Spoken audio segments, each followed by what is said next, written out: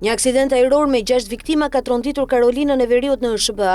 Shoferi i NASCAR Greg Biffle dhe familja e tij mësohet se janë viktimat e aksidentit me avion privat në Karolinën e Veriut. Sipas asaj që raportojnë mediat lokale, flitet një total prej 6 personash të vrarë në aksidentin e tmerrshëm. Shoferi në pension i NASCAR-it Greg Biffle, gruaja e tij Christina Grosso Biffle, 2 fëmijët e tyre dhe 2 pilotët e avionit janë viktimat e këtij aksidenti, sipas përfaqësuesit Richard Hudson, një mik i familjes. Sipas informacioneve nga autoritetet lokale, aeroplani Cessna C550 kishte nisur fluturimi normalisht, por pak çaste pas ngritjes, raportohet se ka patur probleme teknike. Piloti dyshohet se ka tentuar të kthehet menjëherë në aeroport, por aeroplani u rrëzua para se të mund të realizonte uljen emergjente. Deri në orët e para të pasdites së të njëjtës, zyrtarët nuk kanë bërë publike identitetin e pasagjerëve që ndodheshin në bord. Asgjendjen e tyre është shëndetësore. Ekipet e emergjencës dhe zjarrfiksit bërritën shpejt në vend ngjarje, ndërsa zona përreth u izolua për arsye sigurie. Imazhet e publikuara nga aeroporti tregojnë avionin të përfshirë nga flakët